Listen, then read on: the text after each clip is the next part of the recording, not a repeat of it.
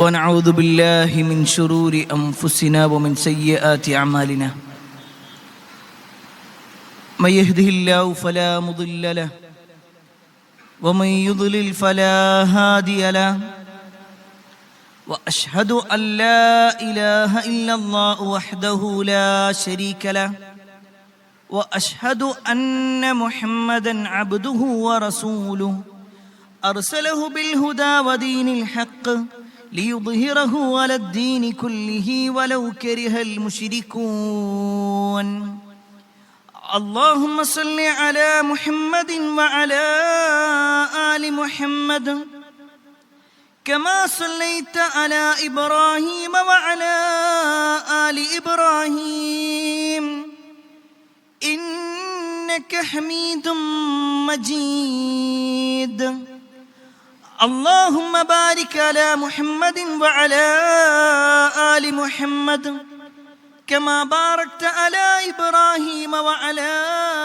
آل إبراهيم إنك حميد مجيد يا أيها الذين آمنوا اتقوا الله حق تقاته ولا تموتن إلا وأنتم مسلمون أما بعد فإن خير الحديث كتاب الله وخير الهدي هدي محمد صلى الله عليه وسلم وشر الأمور محدثاتها وكل محدثة بدعة وكل بدعة ضلالة وكل ضلالة في النار أعوذ بالله من الشيطان الرجيم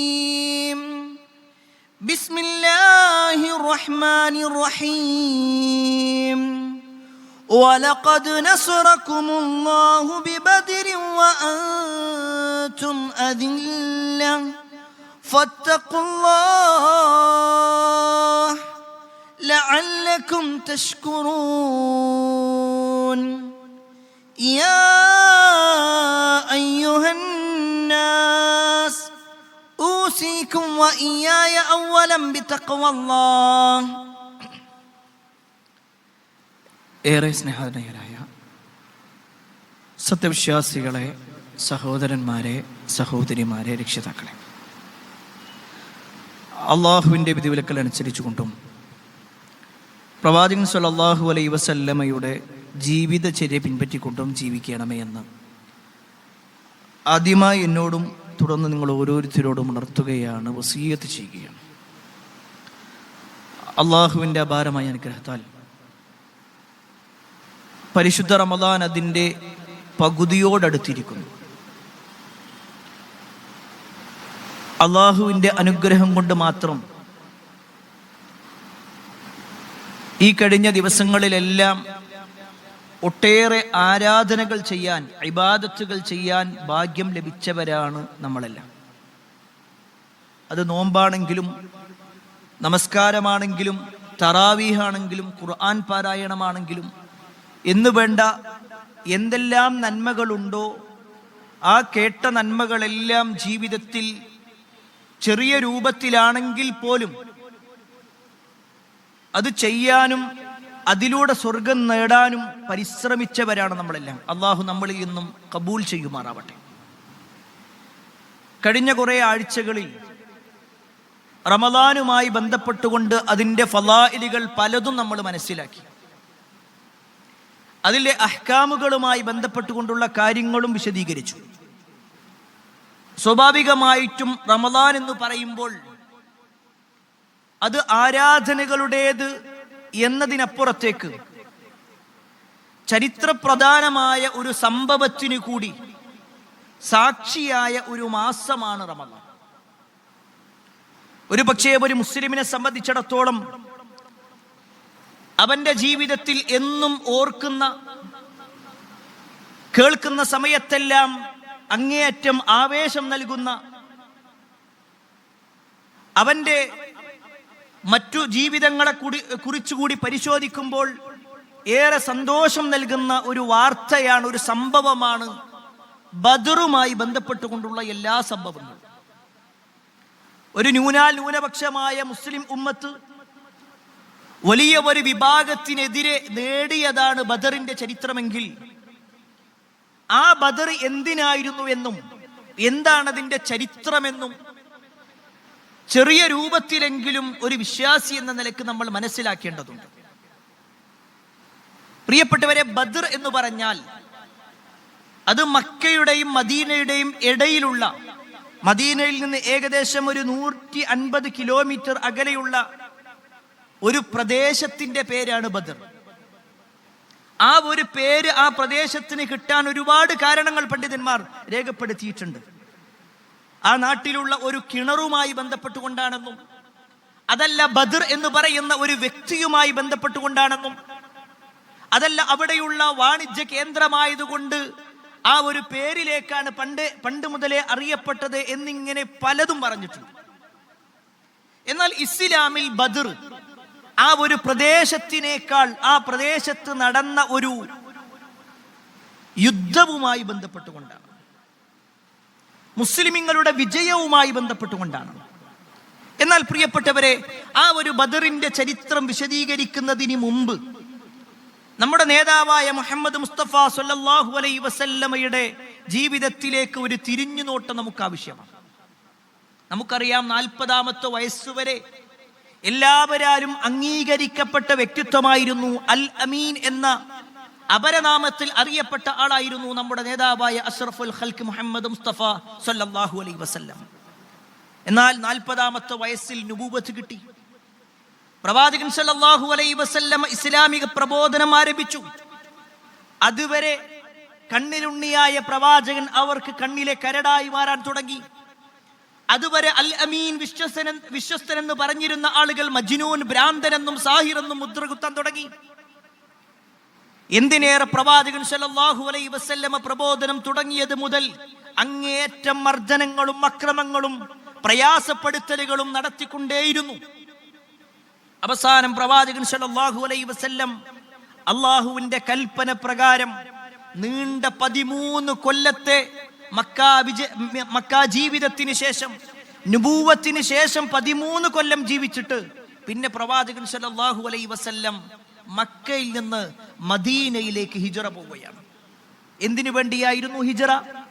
ഒരിക്കലും സമ്പത്തുണ്ടാക്കാൻ വേണ്ടിയല്ല, ഏതെങ്കിലും തരത്തിലുള്ള സൗകര്യങ്ങൾക്ക് വേണ്ടിയല്ല, മറിച്ച് തന്റെ ആദർശം അനുസരിച്ചുകൊണ്ട് ജീവിക്കണം, ആ ഒരൊറ്റ ആഗ്രഹമായിരുന്നു.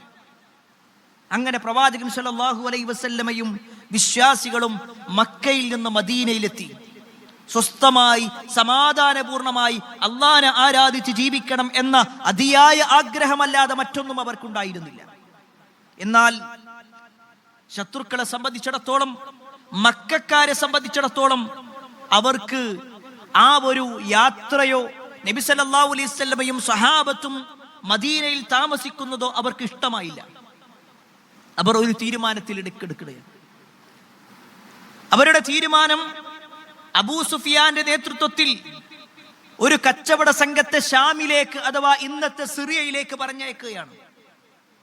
ആ പറഞ്ഞയക്കുമ്പോൾ ആ കച്ചവട സംഘത്തിന്റെ കയ്യിലുണ്ടായിരുന്നത് നബി സല്ലല്ലാഹു അലൈഹി വസല്ലമയും സഹാബിമാരും മക്കയിൽ വിട്ടേച്ചുപോയ സമ്പത്തിന്റെ ഓഹരി ഉണ്ടായിരുന്നു. അതുപോലെ തന്നെ മക്കക്കാരായ ആളുകൾ സ്വരുക്കൂട്ടി വെച്ചിരുന്ന സമ്പത്തും ഉണ്ടായിരുന്നു. ഒരേ ഒരു ലക്ഷ്യം മാത്രം, കച്ചവടം ചെയ്ത് ലാഭമുണ്ടാക്കി അവരുടെ ജീവിതം നന്നാക്കാൻ വേണ്ടിയല്ല, മറിച്ച് കച്ചവടം ചെയ്ത് ലഭിക്കുന്ന സമ്പത്തും അവരുടെ സമ്പത്തും അതിന്റെ ലാഭവും എല്ലാം കൂട്ടി വലിയ ഒരു സന്നാഹമുണ്ടാക്കി മുസ്ലിമീങ്ങളെ ഇല്ലാതാക്കണം. ഈ ഒരു ആഗ്രഹത്തിനു വേണ്ടിയാണ് അബൂ സുഫിയാന്റെ നേതൃത്വത്തിൽ 40ഓളം വരുന്ന ഒരു കച്ചവട സംഘത്തെ സിറിയയിലേക്ക് പറഞ്ഞയക്കുന്നത്. ആ സമയത്താണ് റസൂലുള്ളാഹി സ്വല്ലല്ലാഹു അലൈഹി വസല്ലമക്ക് അള്ളാഹുവിന്റെ അനുവാദം കിട്ടിയത് ആ ഒരു കച്ചവട സംഘത്തെ തടുത്തു നിർത്താൻ. അവർ സിറിയയിലേക്ക് എത്തി തിരിച്ചു പോരുമ്പോൾ സ്വാഭാവികമായിട്ടും വലിയ ഒരു സൈന്യമായി കൊണ്ടവർ മാറും. പിന്നെ അത് മുസ്ലിമീങ്ങൾക്ക് വലിയ ബുദ്ധിമുട്ടുണ്ടാക്കും. അതുകൊണ്ട് ആ കച്ചവട സംഘത്തെ പിടിച്ചു നിർത്തണം. അങ്ങനെ പ്രവാചകൻ സല്ലല്ലാഹു അലൈഹി വസല്ലം സ്വഹാബത്തിനോട് ഇറങ്ങാൻ വേണ്ടി പറയാണ്. ആരോടും ഒരു യുദ്ധത്തിനാണെന്ന ഒരു പ്രതീതിയേ ഇല്ല. അതുകൊണ്ട് തന്നെ താല്പര്യമുള്ളവർക്ക് പങ്കെടുക്കാം, താല്പര്യമുള്ള ആളുകൾക്ക് ചേരാം. നബി സല്ലല്ലാഹു അലൈഹി വസല്ലം അങ്ങനെ ഇറങ്ങുന്നു. പല ആളുകളും അതൊരു ചെറിയ ഒരു കച്ചവട സംഘത്തെയല്ലേ, അതുകൊണ്ട് കുറച്ചൊക്കെ ആളുകൾ ഇറങ്ങി. ചില ആളുകൾ വലിയ താല്പര്യപൂർവ്വം ഇറങ്ങി. ചില ആളുകളൊക്കെ നബി സല്ലല്ലാഹു അലൈഹി വസല്ലം നിങ്ങൾ ഇറങ്ങണ്ടെന്ന് പറഞ്ഞു. ചില ആളുകളെ നബി സല്ലല്ലാഹു അലൈഹി വസല്ലം കൂട്ടു ചെയ്തു. അങ്ങനെ നബി സല്ലല്ലാഹു അലൈഹി വസല്ലമയും സഹാബിമാരും കൂടി ഈ അബൂ സുഫിയാന്റെ നേതൃത്വത്തിലുള്ള കച്ചവട സംഘത്തെ പിടിച്ചു നിർത്താൻ വേണ്ടി പോവുകയാണ്. എന്നാൽ നബി സല്ലല്ലാഹു അലൈഹി വസല്ലമയും സഹാബത്തും ഇറങ്ങി എന്ന വാർത്ത അത് അബൂ സുഫിയാൻ അറിഞ്ഞു. തങ്ങളെ പിടിച്ചു നിർത്താനായി കൊണ്ട് നബി സല്ലല്ലാഹു അലൈഹി വസല്ലമയും സഹാബത്തും ഇറങ്ങിയിട്ടുണ്ട് എന്ന വാർത്ത അറിഞ്ഞപ്പോൾ അബൂ സുഫിയാൻ വേറെ ഒരു വഴിയിലൂടെ പ്രവേശിക്കുകയാണ്. അതിനിടയിൽ അബൂ സുഫിയാൻ ഒരാളെ ലംലമുൽ അംറുൽ ഗിഫാരി എന്ന് പറയുന്ന ഒരു മനുഷ്യനെ മക്കത്തേക്ക് പറഞ്ഞയക്കാം. ഞങ്ങളിങ്ങനെ പ്രയാസപ്പെട്ടിട്ടുണ്ട്, ഞങ്ങൾ വരുന്ന സമയത്ത് ഞങ്ങളെ പിടിച്ചു നിർത്താനായിക്കൊണ്ട് മുഹമ്മദും കൂട്ടരും റെഡിയായിട്ടുണ്ട്, അതുകൊണ്ട് അവരെ തടുത്തു നിർത്തണമെങ്കിൽ നിങ്ങളൊരു സന്നാഹവുമായിട്ട് വരണം. ഈ ലംലം എന്ന് പറയുന്ന വ്യക്തി മക്കയിലേക്ക് എത്തിയതിനു ശേഷം അയാളുടെ വാഹനത്തിൽ നിന്ന് ചാടിയിറങ്ങി ആ വാഹനത്തിന്റെ മൂക്കങ്ങ് ചെത്തിക്കളഞ്ഞ് അതിന്റെ കാലുകളങ്ങ് അറുത്തു മാറ്റിയതിനു ശേഷം തന്റെ വസ്ത്രം മുഴുവൻ വലിച്ചു കീറിയിട്ട് പറഞ്ഞു, മക്കക്കാരെ, നിങ്ങൾക്ക് പേടിക്കാനുള്ള ഒരു ദിവസം വന്നിരിക്കുന്നു, മുഹമ്മദും അവന്റെ കൂട്ടരും ഇറങ്ങിയിട്ടുണ്ട്. ഈ ഒരു വാചകം മക്കക്കാരെ പുളകം കൊള്ളിക്കാനും അവരെ അതിനുവേണ്ടി തയ്യാറെടുക്കാൻ വേണ്ടിയുമായിരുന്നു. അയാൾ അതിൽ വിജയിച്ചു. അങ്ങനെ 1400ഓളം വരുന്ന ആളുകളുമായി കൊണ്ട് അബൂ ജഹൽ ലഅനത്തുല്ലാഹി അലൈഹി ഇറങ്ങുകയാണ്. 1400ഓളം വരുന്ന ആളുകൾ. നബി സല്ലല്ലാഹു അലൈഹി വസല്ലമയും സ്വഹാബത്തും കാത്തിരിക്കുന്നതാവട്ടെ 40 ആളുകൾ ഉള്ള ഒരു കച്ചവട സംഘത്തെയാണെങ്കിൽ അവരിലേക്ക് വരുന്നതാകട്ടെ 1400ഓളം വരുന്ന ഒരു യുദ്ധസന്നാഹത്തോടു കൂടിയുള്ള എല്ലാവിധ സൗകര്യങ്ങളുമായിട്ടുള്ള ഒരു സംഘം, ഒരു സൈന്യം എന്ന് വേണമെങ്കിൽ പറയാം. അവിടെയാണ് ശരിക്ക് വിശുദ്ധ ഖുർആനിൽ ആ ഒരു സംഭവത്തെ അല്ലാഹ് വിശദീകരിക്കുന്നുണ്ട്. അല്ലാഹ് പറയാണ്, അവർക്ക് മരണത്തിലേക്ക് വലിച്ചിടപ്പെട്ടതുപോലെ സഹാബത്തിന് തോന്നിപ്പോയി.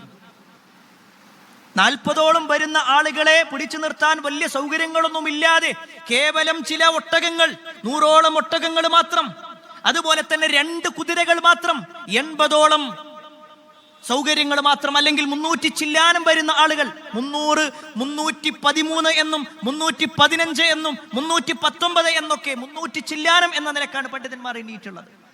ഇങ്ങനെയൊക്കെ അഭിപ്രായങ്ങൾ ഉണ്ടെങ്കിലും അവരുടെ കയ്യിൽ വലിയ സൗകര്യങ്ങളൊന്നുമില്ല.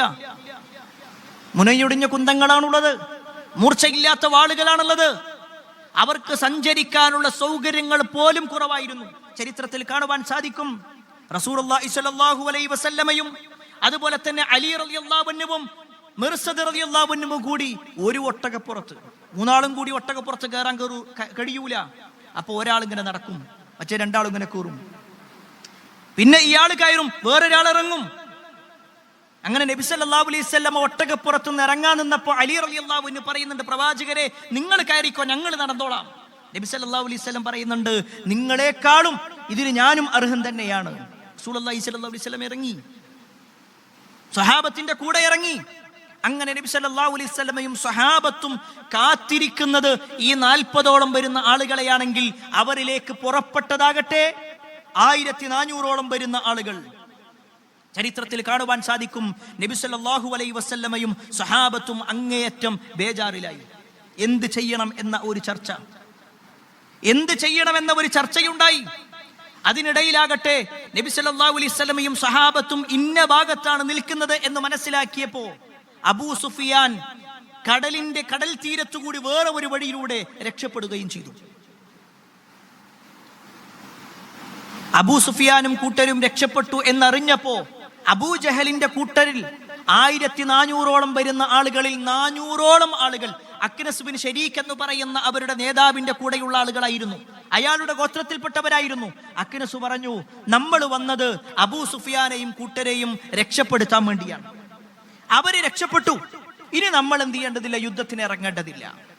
ഇതായിരുന്നു അക്നസ് ബിൻ ശരീഖും അയാളുടെ കൂട്ടത്തിലുള്ള ആളുകളുടെയും അഭിപ്രായം.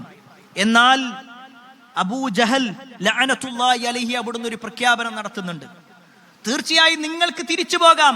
എന്നാൽ മുഹമ്മദിന് ഈ ഇറങ്ങിയ ഇറക്കത്തിന് ഒരു മറുപടി എന്നോണം ഒരു 3 ദിവസം ബദറിൽ പോയിക്കൊണ്ട് അവിടെ അടിച്ചു പൊളിച്ച് ജീവിക്കാതെ, അവർക്ക് വേണ്ട ശിക്ഷകൾ കൊടുക്കാതെ, അല്ലെങ്കിൽ അവരെ ഒന്ന് പേടിപ്പിക്കാതെ നമ്മൾ ഒരിക്കലും തിരിച്ചു പോകുന്നില്ല. ഇതായിരുന്നു അബൂജഹലിന്റെ അഭിപ്രായം. അയാളുടെ കൂടെയാണ് ആളുകൾ കൂടിയതും, 1000-ഓളം വരുന്ന ആളുകൾ. ഈ ഒരു വാർത്തയാണ് റസൂലുള്ളാഹി സ്വല്ലല്ലാഹു അലൈഹി വസല്ലം കേൾക്കുന്നത്. അവർ പ്രതീക്ഷിച്ച 40-ഓളം ആളുകൾ, അല്ലെങ്കിൽ ആ കച്ചവട സംഘം രക്ഷപ്പെട്ടു. അവരുടെ അടുക്കിലേക്കാകട്ടെ സർവ്വസന്നാഹങ്ങളുമായിട്ട് 1000-ഓളം വരുന്ന ആളുകൾ വരുന്നു. നബി സല്ലല്ലാഹു അലൈഹി വസല്ലം സ്വഹാബത്തിനെ ഇരുത്തി. അതിൽ 86 ആളുകളാണ് മുഹാജിറുകളായിട്ടുള്ളത്. ബാക്കിയുള്ളവർ മുഴുവൻ അൻസാരികളാണ്, അഥവാ മദീനക്കാരാണ്. നബി സല്ലല്ലാഹു അലൈഹി വസല്ലം അവരോട് അഭിപ്രായം ചോദിച്ചു. ആദ്യം മുഹാജിറുകളിൽ നിന്ന് അബൂബക്കർ റളിയല്ലാഹു അൻഹു എഴുന്നേറ്റു. നബി സല്ലല്ലാഹു അലൈഹി വസല്ലമയോട് പറഞ്ഞു, പ്രവാചകരെ, നിങ്ങൾ എന്താണോ താല്പര്യപ്പെടുന്നത് അതിലേക്ക് ഞങ്ങളുണ്ട്. ഉമർ റളിയല്ലാഹു അൻഹു പറഞ്ഞു. അതുപോലെ തന്നെ മിഖ്ദാദ് റളിയല്ലാഹു അൻഹു എഴുന്നേറ്റ് നിന്നു. എന്നിട്ട് പറഞ്ഞു, അല്ലാഹുവിന്റെ റസൂലേ, നിങ്ങൾ ഇറങ്ങിക്കോ, നിങ്ങളുടെ കൂടെ ഞങ്ങളും ഇറങ്ങും. തീർച്ചയായും ബനു ഇസ്രായേലരായ ആളുകൾ അവരുടെ പ്രവാചകനായ മൂസാ നബി അലൈഹിസ്സലാമിനോട് പറഞ്ഞതുപോലെ, മൂസാ, നീയും നിന്റെ റബ്ബും പോയി യുദ്ധം ചെയ്തോ, ഞങ്ങൾ ഇവിടെ ഇരുന്നു കൊള്ളാമെന്ന് ഒരിക്കലും ഞങ്ങൾ പറയൂല, നിങ്ങളുടെ കൂടെ ഞങ്ങൾ ഉണ്ടാകും. റസൂലുള്ളാഹി സ്വല്ലല്ലാഹു അലൈഹി വസല്ലമക്ക് സന്തോഷായി. പക്ഷേ അപ്പോഴും അവിടെ കൂടുതലുള്ളത് അൻസാരികളാണ്. നബി സല്ലല്ലാഹു അലൈഹി വസല്ലമയുടെ കൂടെ മക്കയിൽ നിന്ന് മദീനത്തേക്ക് വന്നവരാണ് മുഹാജിറുകൾ. അവർ എന്തിനും റെഡിയാണെന്ന് നബി സല്ലല്ലാഹു അലൈഹി വസല്ലമക്ക് അറിയാം. പക്ഷേ നബി സല്ലല്ലാഹു അലൈഹി വസല്ലമയോട് അഖബ ഉടമ്പടിയിൽ കരാർ വെച്ചപ്പോ, മദീനക്കാരായ അൻസാരികളായ ആളുകൾ വെച്ചിട്ടുള്ള കരാറ് മദീനയിൽ നബിയെ സംരക്ഷിച്ചു കൊള്ളാമെന്നാണ്. ബദറാകട്ടെ മദീനയിലല്ല, മദീനക്ക് പുറത്താണ്. അതുകൊണ്ട് തന്നെ അവരുടെ അഭിപ്രായം എന്താണ്? നബി സല്ലല്ലാഹു അലൈഹി വസല്ലം അവരിലേക്ക് തന്റെ മുഖം തിരിച്ചതിന് ശേഷം അൻസാരികളോടായിക്കൊണ്ട് ചോദിച്ചു, അശീറു അലയ്യ അയ്യുഹന്നാസ്, അല്ല ജനങ്ങളെ, എന്താ നിങ്ങളുടെ അഭിപ്രായം? നിങ്ങളുടെ അഭിപ്രായം എന്താണ്? കാരണം ഏറ്റവും കൂടുതൽ അൻസാരികളാണുള്ളത്.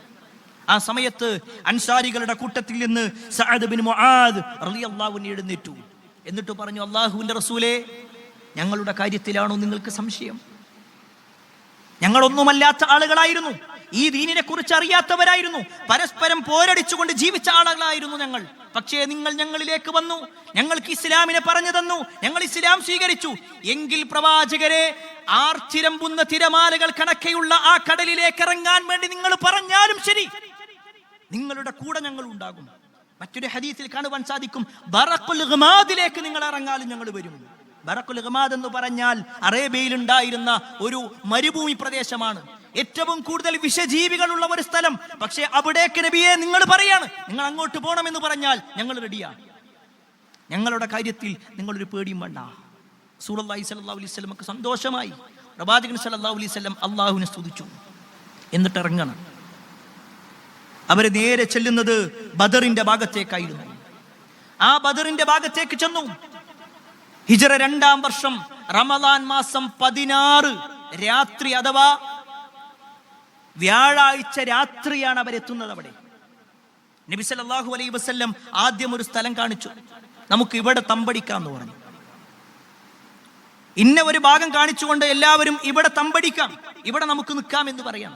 ആ സമയത്ത് ഹുബാബ് ബിൻ മുൻദിർ റളിയല്ലാഹു അൻഹു ചോദിച്ചു, അല്ലാഹുവിന്റെ റസൂലേ, ഇവിടെ തമ്പടിക്കാം എന്നുള്ളത് വഹയിന്റെ അടിസ്ഥാനത്തിലാണോ നിങ്ങൾ പറയുന്നത്? വഹയിന്റെ അടിസ്ഥാനത്തിലാണോ നിങ്ങൾ പറയുന്നത്? അതല്ല നിങ്ങൾ സ്വന്തം ഒരു യുദ്ധതന്ത്രം എന്ന നിലക്ക് നിങ്ങൾ തീരുമാനിക്കുന്നതാണോ? ആ സമയത്ത് പ്രവാചകൻ സല്ലല്ലാഹു അലൈഹി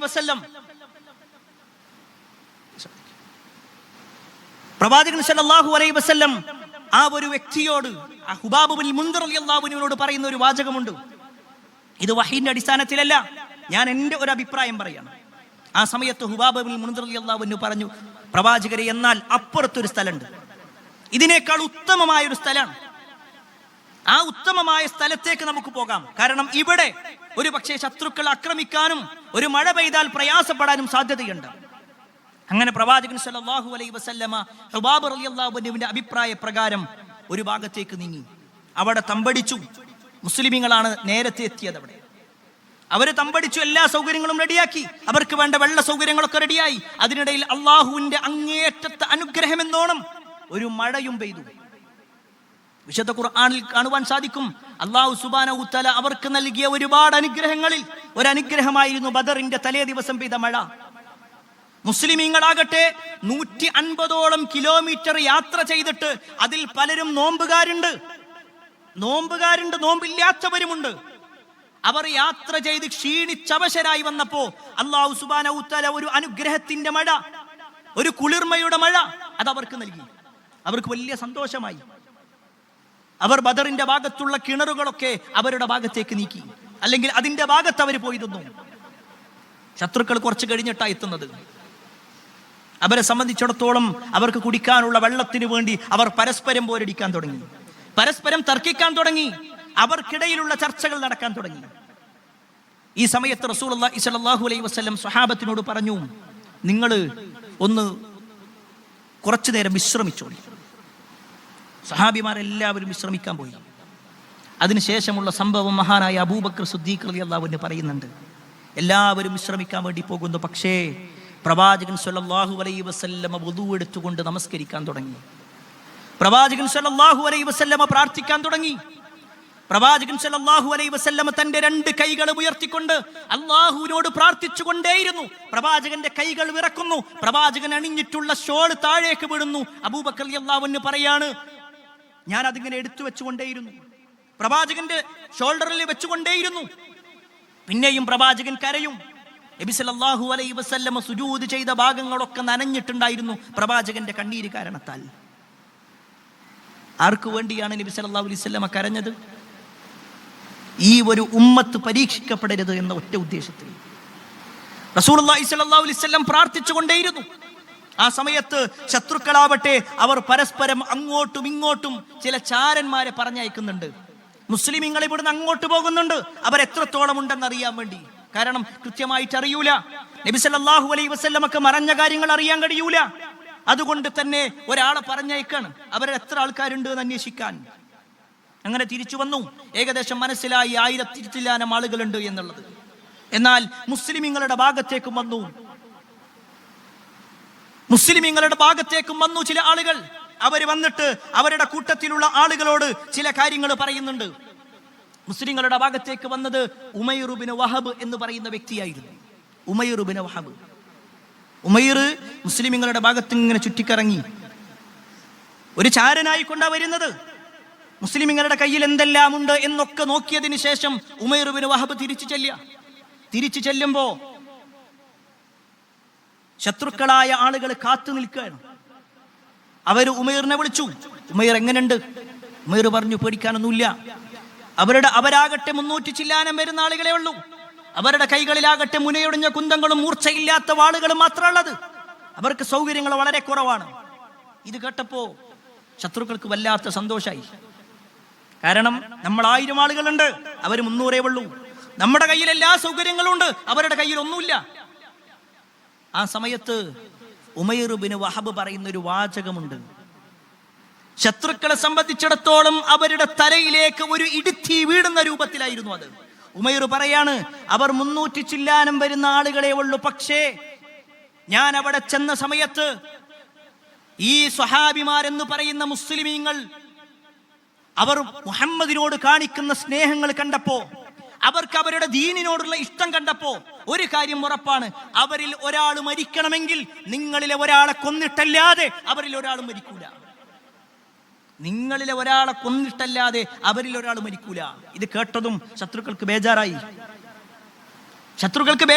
കാരണം ഞങ്ങളുടെ കൂട്ടത്തിൽ 300ഓളം ആളുകൾ എന്തായാലും അപ്പൊ മരണപ്പെടും, മുസ്ലിമീങ്ങളെ കൊലപ്പെടുത്തണമെങ്കിൽ. അന്നേ ദിവസം കഴിഞ്ഞു. പിറ്റേ ദിവസം ഹിജ്റ 2-ാം വർഷം റമളാൻ 17 വെള്ളിയാഴ്ച രാവിലെ നബി സല്ലല്ലാഹു അലൈഹി വസല്ലമയും സഹാബിമാരും ഒരു ഭാഗത്തു നിന്നു, ശത്രുക്കൾ വേറൊരു ഭാഗത്തു നിന്നു. അങ്ങനെ ശത്രുക്കളുടെ ഭാഗത്തു നിന്ന് 3 ആളുകൾ ഇറങ്ങുകയാണ്.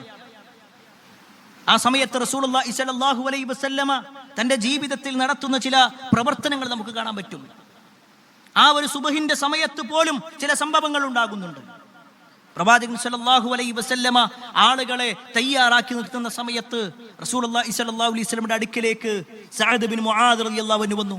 എന്നിട്ട് പറഞ്ഞു, അല്ലാഹുവിന്റെ റസൂലേ, ഞങ്ങൾ യുദ്ധം ചെയ്തോളാം, നിങ്ങൾ ഇറങ്ങണ്ട, നിങ്ങൾക്ക് ഞങ്ങൾ ഒരു അരീഷ് ഉണ്ടാക്കി തരാം, ഒരു കൂടാരം നിങ്ങൾക്ക് കെട്ടിത്തരാം, ആ കൂടാരത്തിൽ നിങ്ങൾ ഇരുന്നാ മതി, നിങ്ങൾ ഇറങ്ങി യുദ്ധം ചെയ്യേണ്ടതില്ല. എന്നിട്ട് സഅദ് ഇബ്നു മുആദ് റളിയല്ലാഹു അൻഹു പറയുന്ന ഒരു വാചകമുണ്ട്. അദ്ദേഹം പറയാണ്, അല്ലാഹുവിന്റെ റസൂലേ, ഈ യുദ്ധത്തിൽ നമ്മൾ വിജയിക്കുകയാണെങ്കിൽ നമുക്കെല്ലാവർക്കും കൂടി ഒരുമിച്ച് മദീനത്തേക്ക് പോകാം. അതല്ല, ഈ യുദ്ധത്തിൽ നമ്മൾ പരാജയപ്പെടുകയാണെങ്കിൽ ഈ സ്വഹാബിമാരെ ഓരോരുത്തരായി ശത്രുക്കൾ കൊലപ്പെടുത്തുന്നത് നിങ്ങൾ കണ്ടാൽ നിങ്ങൾക്കുള്ള കാവലി വെച്ചിട്ടുള്ള ആളുകളെ വെച്ചുകൊണ്ട് നിങ്ങൾ പോയിക്കോ. എന്നിട്ട് സഅദ് റളിയല്ലാഹു അൻഹു പറയാണ്, ഞങ്ങളെക്കാൾ കൂടുതൽ നിങ്ങളെ സ്നേഹിക്കുന്ന ഒരു വിഭാഗം മദീനത്തുണ്ട്, അവർ നിങ്ങളെ നോക്കിക്കോളും. അവിടെ നോക്ക്, ഞങ്ങൾ മാത്രമേ പ്രവാചകരെ നിങ്ങൾക്കുള്ളൂ, ഞങ്ങളെ ഇവിടെ പ്രവർത്തിക്കാനുള്ളൂ, ഞങ്ങളെ നിങ്ങൾക്കുള്ളൂ എന്നല്ല, ഞങ്ങളെക്കാൾ നിങ്ങളെ സ്നേഹിക്കുന്ന ഒരു സാഹോദര്യ ബന്ധമാണത്. ഒരു വിശ്വാസി എന്ന നിലക്ക് മറ്റൊരു വിശ്വാസിയുടെ കാര്യത്തിൽ അവൻ നല്ല ആളാണെന്ന ഒരു ചിന്ത, അതായിരുന്നു സഅദ് ഇബ്നു മുആദ് റളിയല്ലാഹു അൻഹു പ്രകടമാക്കിയത്. അവിടെ വെച്ചുകൊണ്ട് റസൂലുള്ളാഹി സ്വല്ലല്ലാഹു അലൈഹി വസല്ലമയുടെ ജീവിതത്തിൽ ഒരു സംഭവം കൂടി നടക്കുന്നുണ്ട്. പ്രവാചകൻ സ്വല്ലല്ലാഹു അലൈഹി വസല്ലം സ്വഹാബത്തിനോട് അണിയണിയായി നിൽക്കാൻ വേണ്ടി പറയാണ്. എത്രത്തോളം എന്നാൽ മലക്കുകൾ അണിയണിയായി നിൽക്കുന്നുണ്ട്, നിങ്ങളും അതുപോലെ നിൽക്കണമെന്ന് നബി സല്ലല്ലാഹു അലൈഹി വസല്ലം സ്വഹാബത്തിനോട് പറഞ്ഞു. അങ്ങനെ പ്രവാചകൻ സല്ലല്ലാഹു അലൈഹി വസല്ലം സ്വഹാബിമാരിങ്ങനെ അണിയായി നിൽക്കുന്നത് പ്രവാചകൻ സല്ലല്ലാഹു അലൈഹി വസല്ലം ഇങ്ങനെ നോക്കി നടക്കണം. ആരെങ്കിലും മുന്നിലേക്ക് വന്നിട്ടുണ്ടെങ്കിൽ അവരെ പിന്നിലേക്ക് ഇങ്ങനെ തട്ടിയിട്ട് ഒരു നേരെ നിൽക്കാൻ വേണ്ടിയിട്ട് പ്രവാചകൻ സല്ലല്ലാഹു അലൈഹി വസല്ലം പറഞ്ഞുകൊണ്ടിരിക്കുക. ആ സമയത്ത് പ്രവാചകൻ സല്ലല്ലാഹു അലൈഹി വസല്ലമയുടെ കയ്യിൽ ഒരു ചെറിയ വടി അല്ലെങ്കിൽ ഒരു കുന്തം അതുണ്ടായിരുന്നു. നബി സല്ലല്ലാഹു അലൈഹി വസല്ലം അതിന്റെ മൂർച്ചയില്ലാത്ത ഭാഗം കൊണ്ടാണ് ബാക്കിയുള്ള ആളുകളൊക്കെ ഇങ്ങനെ മാറ്റുന്നത്. അങ്ങനെ നബി സല്ലല്ലാഹു അലൈഹി വസല്ലം മാറ്റിക്കൊണ്ടിരിക്കുന്ന സമയം സവാദ് റളിയല്ലാഹു അൻഹു അവിടെ ഉണ്ടായിരുന്നു. അദ്ദേഹം കുറച്ച് മുന്നിലേക്ക് നീങ്ങി നിൽക്കുകയാണ്. നബി സല്ലല്ലാഹു അലൈഹി വസല്ലം തൻ്റെ കയ്യിലുണ്ടായിരുന്ന ആ കുന്തത്തിന്റെ ഭാഗം അല്ലെങ്കിൽ ആ വടിയുടെ ഭാഗം എടുത്തുകൊണ്ട് അദ്ദേഹത്തിന്റെ വയറ്റിൽ ഇങ്ങനെ ചെറുതായിട്ട് കുത്തിയിട്ട് പറഞ്ഞു, സവാദ്, ബാക്കിലേക്ക് നിൽക്ക്, പിന്നിലേക്ക് നിൽക്ക്, ആ സൊഫ് ശരിയാക്ക്. ഈ വാക്ക് പറഞ്ഞതും സവാദ് റളിയല്ലാഹു അൻഹു പറഞ്ഞു, അല്ലാഹുവിന്റെ റസൂലേ, നിങ്ങളിപ്പോൾ ചെയ്തത് എനിക്ക് വേദനിച്ചിട്ടുണ്ട്, നിങ്ങൾ ഈ ചെയ്തത് എനിക്ക് വേദനിച്ചിട്ടുണ്ട്, അതുകൊണ്ട് എനിക്കിതിന് പ്രതിക്രിയ ചെയ്യണം. സ്വഹാബിമാരെല്ലാവരും അത്ഭുതപ്പെട്ടു. ശത്രുക്കൾ അവിടെ റെഡിയായി നിൽക്കുകയാണ് യുദ്ധത്തിന് വേണ്ടി. ആ സമയത്താണ് റസൂലുള്ളാഹി സ്വല്ലല്ലാഹു അലൈഹി വസല്ലമ പ്രവാചകൻ സല്ലല്ലാഹു അലൈഹി വസല്ലമയോട് സവാദ് റളിയല്ലാഹു അൻഹു ഈ വാക്ക് പറയുന്നത്. ആ സമയത്ത് പ്രവാചകൻ സല്ലല്ലാഹു അലൈഹി വസല്ലം തൻ്റെ കയ്യിലുണ്ടായിരുന്ന ആ വടി അല്ലെങ്കിൽ ആ കുന്തം സവാദിന്റെ കയ്യിൽ കൊടുത്തിട്ട് പറഞ്ഞു, നിങ്ങൾ എന്നെ തിരിച്ചു കുത്തിക്കോ. സവാദ് റളിയല്ലാഹു അൻഹു പറഞ്ഞു, അല്ലാഹുവിന്റെ റസൂലേ, നിങ്ങൾ നോക്ക്, ഞാൻ വസ്ത്രം ധരിച്ചിട്ടില്ല, ഞാൻ വസ്ത്രമില്ലാതെയാണ് നിൽക്കുന്നത്, അതുകൊണ്ട് നിങ്ങൾ നിങ്ങളുടെ മേൽ വസ്ത്രം അഴിക്കണം. പ്രവാചകൻ സല്ലല്ലാഹു അലൈഹി വസല്ലം അനുസരണയുള്ള ഒരു കുഞ്ഞിനെ പോലെ തൻ്റെ മേൽ വസ്ത്രം അഴിച്ചു. സ്വഹാബിമാരിൽ പല ആളുകൾക്കും ദേഷ്യം വരുന്നുണ്ട്, ചില ആളുകൾക്ക് സങ്കടമാണ്. കാരണം ഇങ്ങനത്തെ ഒരു ഖൗമ് എന്തേ ഇങ്ങനെയായി പോയത്? ശത്രുക്കൾ ഇത്രയും നമുക്കെതിരെ നിൽക്കുന്ന സമയത്താണോ ഇങ്ങനെ ചെയ്യുന്നത്? ആ സമയത്ത് പ്രവാചകൻ സല്ലല്ലാഹു അലൈഹി വസല്ലം വസ്ത്രം അടിച്ച് തൻ്റെ കയ്യിൽ പിടിച്ചു. സവാദ് റളിയല്ലാഹു അൻഹു പ്രവാചകന്റെ അടുക്കിലേക്ക് നീങ്ങി. എന്നിട്ട് പ്രവാചകൻ സല്ലല്ലാഹു അലൈഹി വസല്ലമയുടെ ആ ഒരു ശരീരത്തിലേക്ക് തൻ്റെ ശരീരം ചേർത്ത് വെച്ചുകൊണ്ട് പ്രവാചകന്റെ കവിളത്തും നെഞ്ചിലുമായി ഒരുപാട് മുത്തങ്ങൾ കൊടുത്തു. എന്നിട്ട് പറഞ്ഞു, അല്ലാഹുവിന്റെ റസൂലേ, നിങ്ങൾക്കെതിരെ ഞങ്ങൾ പ്രതിക്രിയ ചെയ്യും ഞങ്ങൾ വിചാരിക്കണേ, ഞാൻ ഒരിക്കലും അതിനു വേണ്ടിയിട്ടല്ല. റസൂലുള്ളാഹി സ്വല്ലല്ലാഹു അലൈഹി വസല്ലം ചോദിച്ചു, പിന്നെ എന്തിനായിരുന്നു സവാദ് നിങ്ങൾ ഈ പറഞ്ഞത്? ആ സമയത്ത് സവാദ് റളിയല്ലാഹു അൻഹു പറയാണ്, അല്ലാഹുവിന്റെ റസൂലേ, നമ്മളിപ്പോൾ ഒരു യുദ്ധത്തിന് വേണ്ടി ഇറങ്ങാണ്. ഈ യുദ്ധത്തിലെങ്ങാനും ഈ സവാദ് ഷഹീദാകുകയാണെങ്കിൽ, ഇന്ന് ഞാൻ മരിക്കുകയാണെങ്കിൽ, അള്ളാഹിന്റെ അടുക്കൽ എത്തുമ്പോൾ എനിക്ക് പറയണം, എൻ്റെ ശരീരം അവസാനമായി ചേർത്തത് റബ്ബേ നിന്റെ പ്രവാചകന്റെ ശരീരത്തിലേക്കാണ്, ഞാൻ ഏറ്റവും അവസാനമായി മുത്തം കൊടുത്തത് നിന്റെ പ്രവാചകനെയാണെന്ന് പറഞ്ഞ് എനിക്ക് അള്ളാഹുവിന്റെ അടുക്കൽ പറയാൻ കഴിയണം. അതിനു വേണ്ടിയാണ് ഞാൻ ഈ ചെയ്തത്. റസൂലുള്ളാഹി സ്വല്ലല്ലാഹു അലൈഹി വസല്ലം ആളുകളെ ഒരു വരിയായി നിർത്തിക്കൊണ്ടിരുന്നു. ആ സംഭവം കഴിഞ്ഞു. ശത്രുക്കളുടെ ഭാഗത്ത് നിന്ന് ഉത്തുബയും ഷൈബയും വലീദും ഇറങ്ങി. എന്നിട്ട് അവർ റസൂലുള്ളാഹി സ്വല്ലല്ലാഹു അലൈഹി വസല്ലമയുടെ ഭാഗത്തുള്ളവരോട് ഇറങ്ങാൻ വേണ്ടി പറഞ്ഞു. ഉത്തുബയും ഷൈബയും വലീദും അവരുടെ നേതാക്കന്മാരാ. ആ 3 പേരും ഇറങ്ങിയപ്പോ മുസ്ലിമീങ്ങളുടെ ഭാഗത്ത് നിന്ന് 3 ആളുകൾ ഇറങ്ങി. അബ്ദുല്ലാ ഇബ്നു റവാഹയും മറ്റു 2 അൻസാരികളായ ആളുകളും. അൻസാരികൾ ഇറങ്ങിയത് കൊണ്ട് തന്നെ ഈ ശത്രുക്കൾ വിളിച്ചു പറഞ്ഞു, നിങ്ങളാരാ? നിങ്ങളെയല്ല ഞങ്ങൾക്ക് വേണ്ടത്, മറിച്ച് ഞങ്ങളുടെ നാട്ടിൽ നിന്നും ഇറങ്ങി പുറപ്പെട്ട ചില ആളുകളുണ്ട്, അവരെയാണ് ഞങ്ങൾക്ക് വേണ്ടത്. മുഹമ്മദ്, നിന്റെ കുടുംബത്തിൽപ്പെട്ട ആളുകളെ പറഞ്ഞയക്ക് ഞങ്ങളുടെ കൂടെ. ഞങ്ങൾക്കെതിരെ ദ്വന്ദ്വയുദ്ധത്തിന് ഇറങ്ങാൻ നിന്റെ കുടുംബത്തിലുള്ളവരെ വിളിക്കുക. ആ സമയത്ത് റസൂലുള്ളാഹി സ്വല്ലല്ലാഹു അലൈഹി വസല്ലം വിളിച്ചു, യാ ഹംസ, യാ ഉത്ബ, യാ അലി. 3 നബി സല്ലല്ലാഹു അലൈഹി വസല്ലമയുമായി രക്തബന്ധമുള്ള ആളുകൾ. ഹംസ റളിയല്ലാഹു അൻഹു പ്രവാചകന്റെ എളാപ്പയാണ്, അലി റളിയല്ലാഹു അൻഹു എളാപ്പാന്റെ മോനാണ്, ഉത്ബ റളിയല്ലാഹു അൻഹു എളാപ്പാന്റെ മോനാണ്. ആ 3 പേരും ഇറങ്ങി. അതിൽ അലി റളിയല്ലാഹു അൻഹുവും ഹംസ റളിയല്ലാഹു അൻഹുവും തങ്ങളുടെ ശത്രുക്കളെ അല്ലെങ്കിൽ തങ്ങളുടെ എതിരാളികളെ കൊലപ്പെടുത്തി. എന്നാൽ ഉത്ബ റളിയല്ലാഹു അൻഹുവിന് അതിൽ കഴിഞ്ഞില്ല. ഉത്ബ റളിയല്ലാഹു അൻഹുവിന്റെ കാലിൽ വലിയ ഒരു മുറിവ് പറ്റി. അദ്ദേഹത്തെ പിന്നെ അലി റളിയല്ലാഹു അൻഹു രക്ഷപ്പെടുത്തി. അലി റളിയല്ലാഹു അൻഹു ഹംസ റളിയല്ലാഹു അൻഹു കൂടി. പിന്നീട് അങ്ങോട്ട് ഒരു ദ്വന്ദ്വയുദ്ധത്തിനപ്പുറത്തേക്ക് പൂർണ്ണമായി കൊണ്ടുള്ള ഒരു യുദ്ധത്തിലേക്ക് ഇറങ്ങി. ആ യുദ്ധവുമായി ബന്ധപ്പെട്ടുകൊണ്ടുള്ള ഒരു സംഭവം മഹാനായ അബ്ദുറഹ്മാൻ ഇബ്നു ഔഫ് റളിയല്ലാഹു അൻഹു പറയുന്നുണ്ട്. അബ്ദുറഹ്മാൻ ഇബ്നു ഔഫ് റളിയല്ലാഹു അൻഹു പറയാണ്, നബി സല്ലല്ലാഹു അലൈഹി വസല്ലമ അണിയണിയായി നിർത്തുമ്പോൾ ഞാൻ എൻ്റെ വലതുഭാഗത്തേക്ക് നോക്കി. ആ സമയത്ത് ഒരു കുട്ടിയാണ് എൻ്റെ വലതുഭാഗത്തുള്ളത്. എൻ്റെ ഇടതുഭാഗത്തേക്ക് നോക്കി, അപ്പോഴും ഒരു കുട്ടിയാണ് ഞാൻ കണ്ടത്. ഞാൻ വിചാരിച്ചു കുറച്ച് വലിയ ആളുകൾ എൻ്റെ അടുക്കൽ ഉണ്ടായിരുന്നെങ്കിൽ. ആ സമയത്ത് ആ കുട്ടികളിൽ നിന്ന് ഒരാൾ മുഅവ്വദ് ഇബ്നു അഫ്ര റളിയല്ലാഹു അൻഹു, കുട്ടിയായിരിക്കുന്ന ആള്, 14 or 15 വയസ്സുണ്ടാകും. ആ കുട്ടി ചോദിക്കാണ്, യബ്ന അമ്മ, ല അമ്മാവ, കാക്ക എന്ന് വിളിക്കൂലേ? ആ പ്രയോഗം നടത്തിയിട്ട് പറയാണ്, നിങ്ങൾക്കറിയുമോ അബൂജഹലിനെ? അബ്ദുറഹ്മാൻ ഇബ്നു ഔഫ് റളിയല്ലാഹു അൻഹു ചോദിച്ചു, എന്തിനാണ് അബൂജഹലിനെ? ആ കുട്ടി പറയാണ്, ഞാൻ കേട്ടിട്ടുണ്ട് റസൂലുള്ളാഹി സ്വല്ലല്ലാഹു അലൈഹി വസല്ലമയെ മക്കയിൽ ഒരുപാട് ഉപദ്രവിച്ച ആളാണ് ഈ അബൂജഹൽ എന്ന് കേട്ടിട്ടുണ്ട്. അതുകൊണ്ട് ആ അബൂജഹലിനെ കൊല്ലാൻ വേണ്ടിയിട്ടാണ് ഞാൻ വന്നിട്ടുള്ളത്. ഇതേ വാക്ക് ഇടത്തുഭാഗത്തുള്ള ആളും പറഞ്ഞു, മുആദ് ഇബ്നു അംറും പറഞ്ഞു. യുദ്ധം തുടങ്ങി. അബ്ദുറഹ്മാൻ ഇബ്നു ഔഫ് റളിയല്ലാഹു അൻഹു ഇങ്ങനെ നോക്കുമ്പോ ഒരു അഹങ്കാരത്തിന്റെ നടത്തവുമായി തന്റെ തലപ്പാവ് ധരിച്ചുകൊണ്ട് വാളും ഓങ്ങിക്കൊണ്ട് അബൂജഹൽ ലഅനത്തുല്ലാഹി നടന്നു പോകുന്നത് കണ്ടു. അത് കണ്ടതും അബ്ദുറഹ്മാൻ ഇബ്നു ഔഫ് റളിയല്ലാഹു അൻഹു പറഞ്ഞു, മക്കളെ, നിങ്ങൾ ചോദിച്ച വ്യക്തിയില്ലേ, അതാ ആ പോകുന്ന ആളാണ്.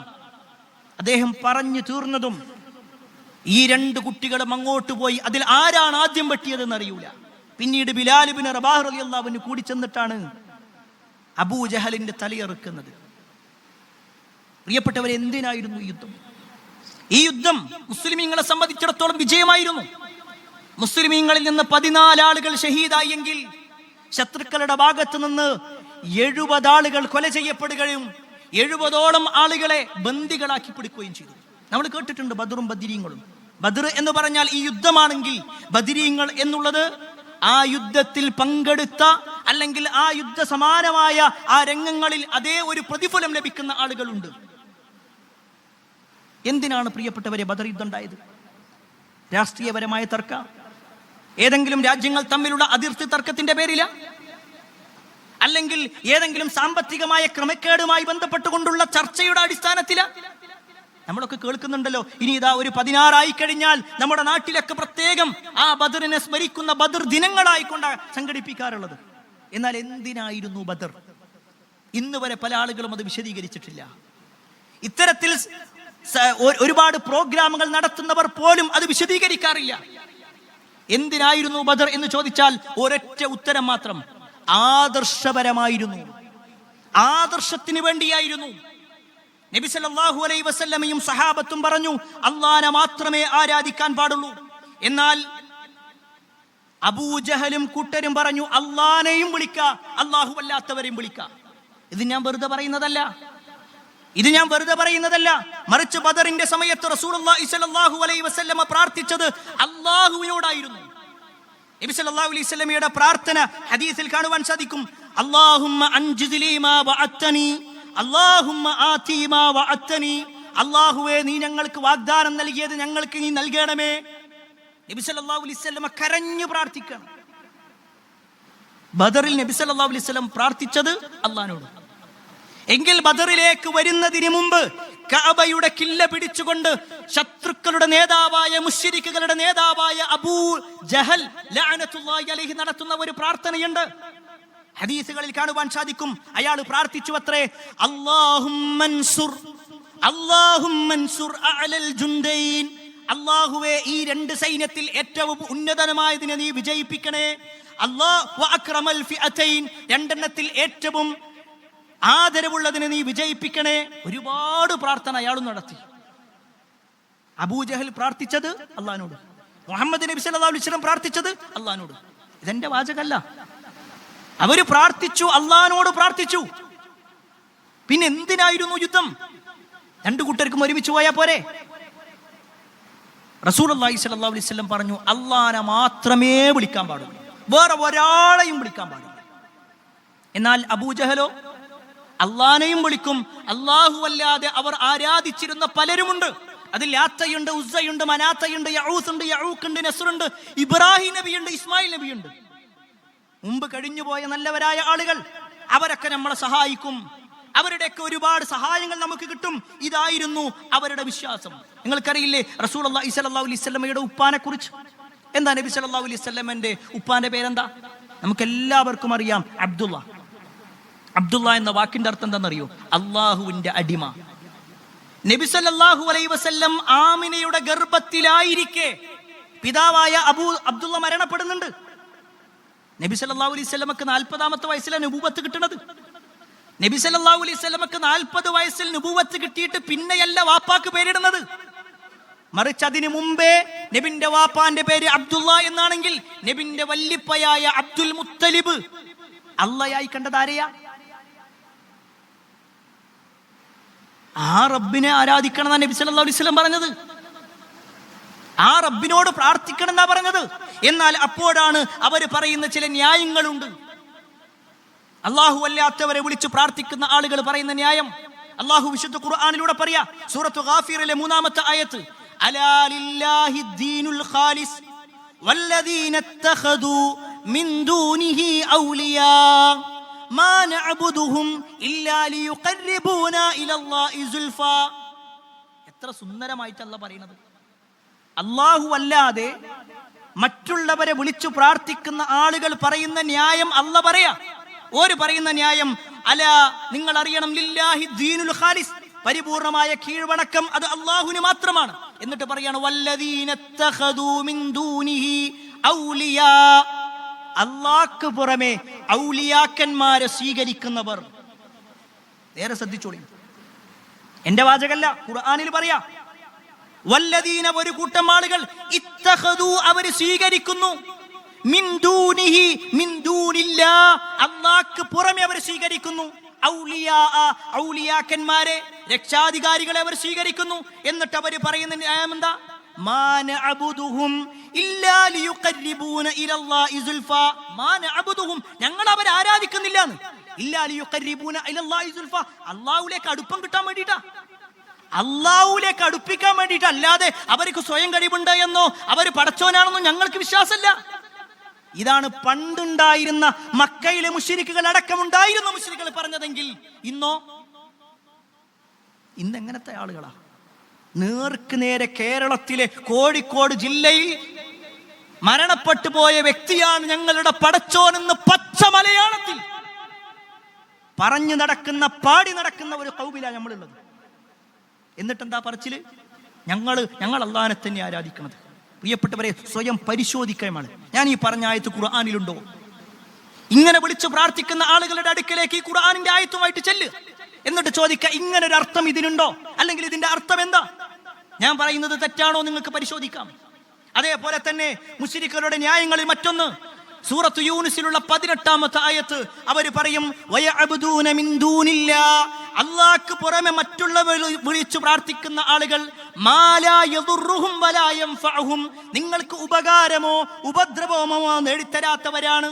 അങ്ങനെയുള്ള ആളുകളുടെ കാര്യത്തിൽ ഈ മുശ്രിക്കുകൾ പറയുന്നതാണ്, വയഖൂലൂന ഹൗലാഇ ശുഫആഉനാ ഇൻദല്ലാഹ്, അവര് പറയും, ഹൗലാഇ ശുഫആഉനാ ഇൻദല്ലാഹ്, ഇത് ഞങ്ങൾക്ക് അല്ലാഹുവിന്റെ അടുക്കലുള്ള ശുപാർശകരാണ്. ഇവരോട് പറഞ്ഞ ഇവർ അള്ളാഹിനോട് നാളെ പരലോകത്ത് പറയും നമ്മളെ കാര്യങ്ങളൊക്കെ വേഗം നടക്കും. പ്രിയപ്പെട്ടവർ, ഇത് ആരുടെ വാദ? മുശ്രിക്കുകളുടെ വാദമാണ്. അതാണ് അല്ലാഹു ഖുർആനിൽ പറഞ്ഞത്. എന്നാൽ ഇതേ വാദവുമായി കൊണ്ട് പലരും അല്ലാഹു അല്ലാത്തവരിലേക്ക് കൈകൾ നീട്ടിക്കൊണ്ട് അവരോട് തന്റെ ആവശ്യങ്ങൾ പറഞ്ഞ് അങ്ങോട്ടുള്ള ജാറങ്ങളിലേക്ക് പോയി അവരോട് തന്റെ പ്രശ്നങ്ങൾ പറഞ്ഞ് പറയുന്ന ന്യായം എന്താ? ഞങ്ങൾ ഈ വിളിച്ചു പ്രാർത്ഥിക്കുന്നവരൊന്നും പടച്ചോനാണെന്ന് ഞങ്ങൾ പറയണില്ലല്ലോ. അള്ളാഹുവിലേക്ക് അടുപ്പിക്കാൻ വേണ്ടിയിട്ടാണ്. അള്ളാഹിന്റെ അടുക്കൽ ഞങ്ങൾക്ക് വേണ്ടി ഇവർ സംസാരിക്കും എങ്കിൽ ഇതന്നെയല്ലേ പണ്ടുണ്ടായിരുന്ന ആളുകളും പറഞ്ഞത്.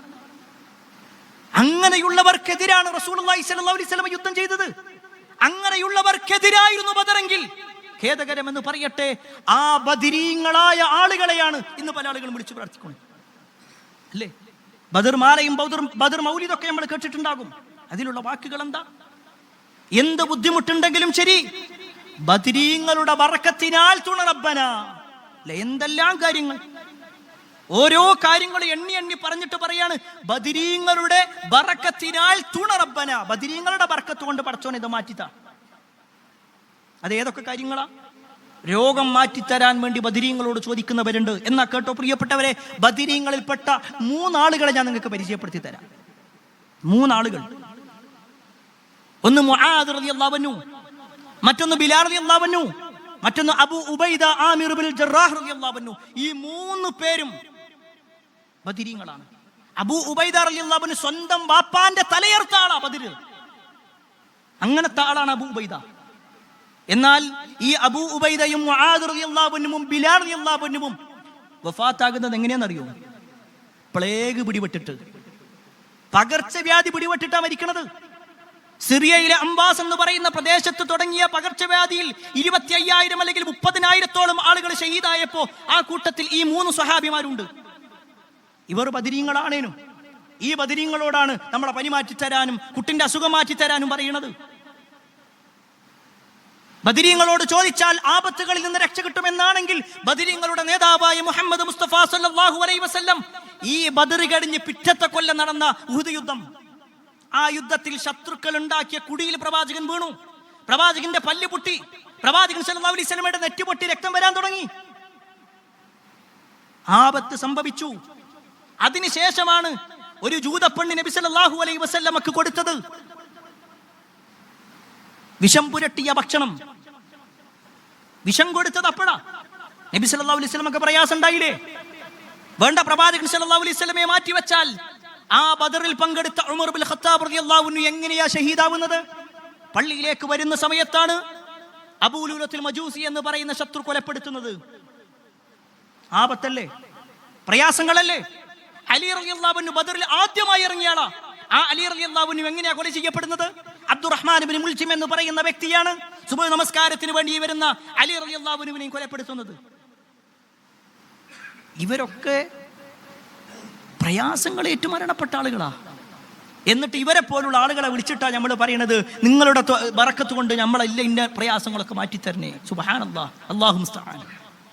ഇന്നത്തെ മുസ്ലിം ഉമ്മത്ത് പ്രിയപ്പെട്ടവർ ഇതിനെക്കുറിച്ചൊന്നും അറിയുന്നില്ല പല ആളുകളും. മുസ്ലിമീങ്ങളെ സംബന്ധിച്ചിടത്തോളം ഈ പറഞ്ഞ ഓരോ കാര്യങ്ങളും കേവലം ഒരു ചരിത്രം കേട്ടുപോകാനോ അല്ലെങ്കിൽ ഒരു പ്രത്യേക ദിവസത്തിൽ മാത്രം ബദരീങ്ങളെ കുറിച്ച് പറയാനോ അല്ല. മറിച്ച് ബദരീങ്ങൾ ഇവിടെ വിട്ടേച്ചു പോയ ഒരു ആദർശമുണ്ട്. ആ ആദർശം അനുസരിച്ചുകൊണ്ട് ജീവിക്കാൻ ഞാനും നിങ്ങൾ പരിശ്രമിക്കുക. അതിന് അല്ലാഹു സുബ്ഹാനഹു വ തആല നമുക്ക് ഏവർക്കും തൗഫീഖ് നൽകുമാറാവട്ടെ. അൽഹംദുലില്ലാഹി റബ്ബിൽ ആലമീൻ വസ്സലാത്തു വസ്സലാമു അലാ റസൂലില്ലാഹ് വഅലാ ആലിഹി വഅസ്ഹാബിഹി അജ്മഈൻ. അമ്മാ ബഅദ്. പ്രിയപ്പെട്ട സഹോദരങ്ങളെ, സത്യവിശ്വാസികളെ, അള്ളാഹുവിൻ്റെ വിധിവിലക്കലനുസരിച്ചുകൊണ്ടും പ്രവാചകൻ സല്ലല്ലാഹു അലൈഹി വസല്ലമയുടെ ജീവിതചര്യ പിൻപറ്റിക്കൊണ്ടും ജീവിക്കണമെന്ന് ഒരിക്കൽ കൂടി എന്നോടൊന്ന് പോലെ നിങ്ങൾ ഓരോരുത്തരോടും ഉണർത്തുകയാണ്, വസിയ്യത്ത് ചെയ്യുകയാണ്. നമ്മുടെ മുൻഗാമികളായ ബദരീങ്ങളുമായി ബന്ധപ്പെട്ടുകൊണ്ടും അവർ പങ്കെടുത്ത ബദർ എന്ന് പറയുന്ന ചരിത്രപ്രധാനമായ യുദ്ധവുമായി ബന്ധപ്പെട്ടുകൊണ്ടും ചെറിയ ചില ചരിത്രങ്ങളാണ് ഓർമ്മപ്പെടുത്തിയത്. ഈ ബദർ യുദ്ധം മുസ്ലിമീങ്ങൾ വിജയിക്കാനുണ്ടായ കാരണം എന്തായിരുന്നു? അവരുടെ എണ്ണപ്പെരുപ്പമല്ല എന്നുള്ളത് ഉറപ്പാണ്. കാരണം മുനയൊടിഞ്ഞ കുന്തങ്ങളും മൂർച്ചയില്ലാത്ത വാളുകളുമായിട്ട് എങ്ങനെ അവർ വിജയിച്ചു? അതിന് പണ്ഡിതന്മാർ ഒന്നാമതായി എണ്ണുന്നത് എന്താണെന്നറിയോ? ഖുവ്വത്തുൽ ഈമാൻ. അവരുടെ ഈമാനിൻ്റെ ശക്തിയായിരുന്നത്. ഈമാനിൻ്റെ ശക്തി.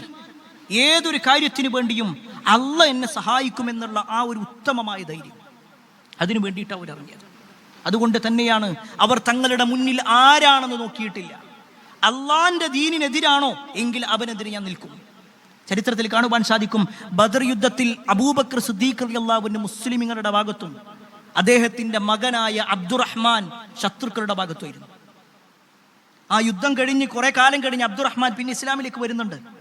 അന്ന് അബ്ദുറഹ്മാൻ പറയാണ്, വാപ്പാ, അന്ന് ബദർ യുദ്ധത്തിൽ ഞാൻ നിങ്ങളെങ്ങനെ കണ്ടു, ഞാൻ നിങ്ങളുടെ മുഖത്തുനിന്ന് അങ്ങനെ മാറി നിന്നതാ, കാരണം നിങ്ങളെ ഞാൻ ഉപദ്രവിക്കണ്ട എന്ന് വിചാരിച്ചിട്ട്. ആ സമയത്ത് അബൂബക്കർ സിദ്ദീഖ് റളിയല്ലാഹു അൻഹു പറയുന്ന ഒരു വാചകമുണ്ട്, മോനെ, ഞാൻ തെരഞ്ഞു നടന്നത് നിന്നെയായിരുന്നു. നിന്നെ ഞാനെന്ന് കണ്ടിരുന്നെങ്കിൽ എൻ്റെ വാളിന് ഞാൻ നിന്നെ ഇരയാക്കുമായിരുന്നു. കാരണം അവിടെ മകനല്ല, വാപ്പയല്ല, ദീനിനാണ് പ്രാധാന്യം, മതത്തിനാണ് പ്രാധാന്യം. അള്ളാഹ് പറഞ്ഞതുപോലെ ജീവിക്കുക എന്നുള്ളതാണ്. അവിടെയാണ് മുസ്ലിമീങ്ങളെ സംബന്ധിച്ചിടത്തോളം അവർക്ക് ഈ ദീനിനോടും പ്രവാചകനോടും അങ്ങേയറ്റത്തെ ഇഷ്ടമായിരുന്നു സല്ലല്ലാഹു അലൈഹി വസല്ലം. ചരിത്രത്തിൽ കാണുവാൻ സാധിക്കും, സഅദ് ബിൻ അബി വഖാസ് റളിയല്ലാഹു അൻഹുവിന്റെ അനിയനായ Umair bin Abi Waqqas. Umair bin Abi Waqqas ചെറിയ കുട്ടിയാണ്, 13-14 വയസ്സുള്ളൂ. നബി സല്ലല്ലാഹു അലൈഹി വസല്ലം ബദറിലേക്ക് ഇറങ്ങുന്ന സമയത്ത് ഉമൈറും വന്നു. നബി സല്ലല്ലാഹു അലൈഹി വസല്ലം നോക്കുമ്പോൾ ചെറിയ കുട്ടിയാ. പ്രവാചകൻ സല്ലല്ലാഹു അലൈഹി വസല്ലം ഉമൈറിനോട് പറഞ്ഞു, മാറിപ്പോ, നിങ്ങൾ പങ്കെടുക്കണ്ട. ഫബകാ ഉമൈർ. ഹദീസിൽ കാണാൻ പറ്റും, ഉമൈർ കൊച്ചു കുട്ടികളെ പോലെ കരയാൻ തുടങ്ങി. 13 വയസ്സ്. അവസാനം അദ്ദേഹത്തിന്റെ കരച്ചിൽ നിൽക്കുന്നില്ല എന്ന് കണ്ടപ്പോ നബി സല്ലല്ലാഹു അലൈഹി വസല്ലം സമ്മതിച്ചു.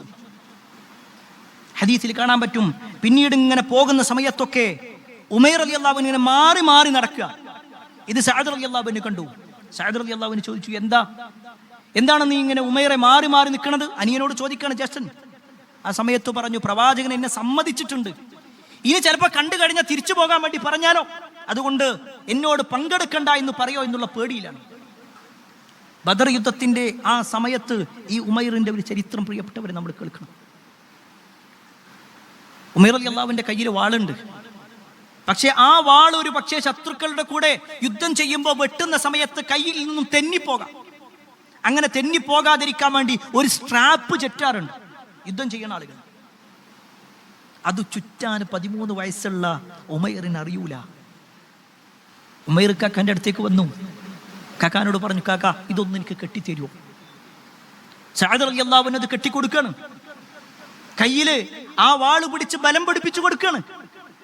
ചരിത്രത്തിൽ കാണാൻ പറ്റും, ബദർ യുദ്ധത്തിൽ ഷഹീദായ 14 ആളുകളിൽ ഒന്ന് ഈ ഉമൈർ ബിൻ അബി വഖാസ് റളിയല്ലാഹു അൻഹു ആയിരുന്നു. അവർക്ക് സ്നേഹം പ്രിയപ്പെട്ടവരെ ദീനിനോടാണ്, അള്ളാഹുവിനോടാണ്, റസൂലിനോടാണ്. പക്ഷേ പ്രിയപ്പെട്ടവരെ, നമ്മൾ സ്വയം ഒന്ന് പരിശോധിക്കാം. നമ്മളോട് ബദർ യുദ്ധം ചെയ്യാനൊന്നും പറയുന്നില്ല.